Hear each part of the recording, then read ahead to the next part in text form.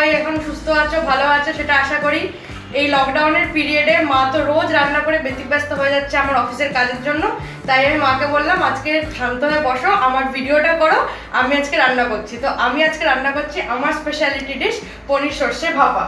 পনির সর্ষে ভাপা করতে যেগুলো লাগছে সেটা হচ্ছে সর্ষের তেল, সর্ষে পোস্ত, নারকেল, কাঁচা লঙ্কা বাটা। একটা কথা বলে দিই, কাঁচা লঙ্কা যখন যে সর্ষে পোস্ত, কাঁচা লঙ্কা এগুলো যখন বাটবেন তার আগে 1 ঘন্টা এটাকে ভিজিয়ে রাখবেন। কাঁচা লঙ্কা দিয়ে ভেজালে জিনিস সর্ষের ঝাঁঝটা কমে যায়।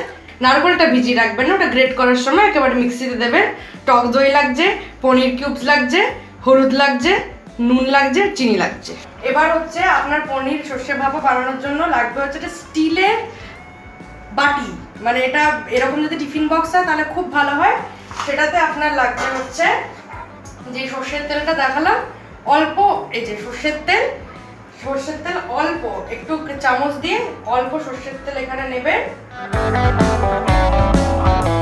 অল্প সর্ষের তেল নিয়ে সেটা ভালো করে এখানে গ্রিস করবেন, ভালো করে, যাতে যখন ভাপাতে বসবেন যাতে কিছুতে না লেগে যায়। পনির সর্ষে ভাপাটা ভালো করে গ্রিস করে নেবেন সাইডগুলোকে একদম তেল দিয়ে গ্রিস করলেন।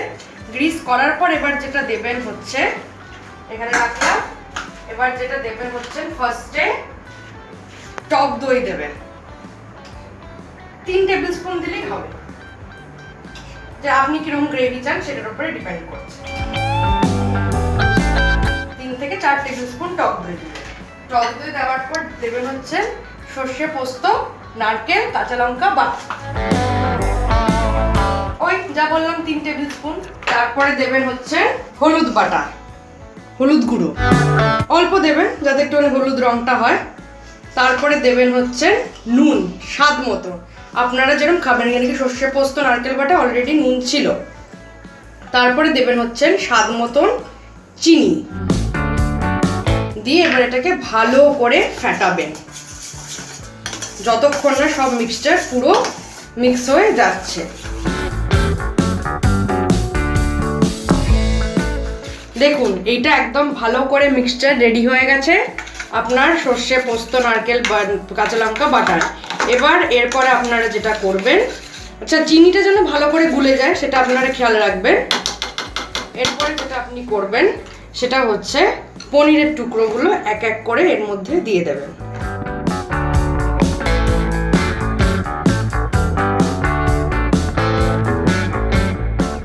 পনিরের টুকরো আপনার দেওয়া হয়ে গেল, দিয়ে তারপরে কাটা চামচ দিয়ে ভালো করে একটু মিশিয়ে নেবেন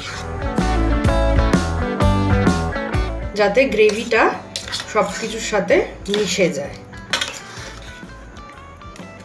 জল দেবেন না ভাপা বসানোর সময়, কেন কি দই দেওয়া আছে তো, দই এমনি জল ছাড়ে।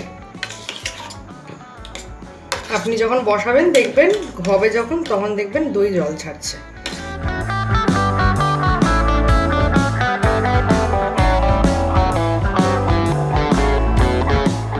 আপনাকে যেটা করতে হবে এবার হচ্ছে ওপরে একটু সর্ষের তেল ছড়াবেন চামচ দিয়ে, বেশি না। কাঁচা সর্ষের তেল জানেনই ভাপা বাঙালি বাড়ির খাবারে সব সময় থাকে, সে যাই হোক না কেন। দিলেন কাঁচা সর্ষের তেল ওপর থেকে, দেওয়ার পর কাঁচা লঙ্কা দেবেন উপরে অবশ্যই।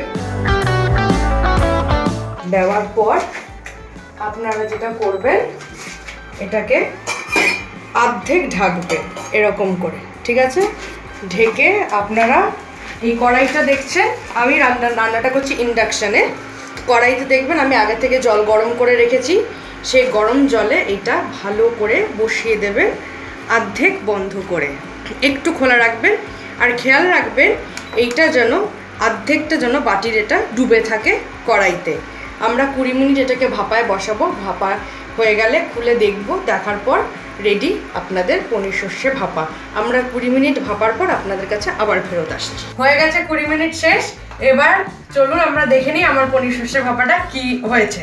বন্ধ করলাম ইন্ডাকশনটা আমি, এবার খুলবো এবার টিফিন বক্সটা। এই দেখুন রেডি আপনাদের জন্য আমার স্পেশাল ডিশ পনির সর্ষে ভাপা। এটাকে বার করে নিন এবার টিফিন ক্যারিয়ারটা, দিয়ে যদি ওপরে আপনি এবার হচ্ছে আপনারা যদি আরও ঝাঁঝ খেতে চান তাহলে দিতে পারেন সর্ষের তেল ওপরে আবার ছড়িয়ে, কিন্তু আমি দেব না, যেহেতু আমার বাড়িতে আমার মা থাকেন, উনি একটুখানি স্ট্রিক্ট আছেন। তো এই হলো আমার পনির সর্ষে ভাপা, আমার স্পেশালিটি ডিশ আপনাদের জন্য। রেসিপিটা দেখবেন, দেখে খেয়ে বলবেন কেমন লেগেছে। আপনারা সবাই খেয়ে বলবেন কেমন লেগেছে, ওই ফিডব্যাক দেবেন। থ্যাংক ইউ, সবাই ভালো থাকবেন, সুস্থ থাকবেন।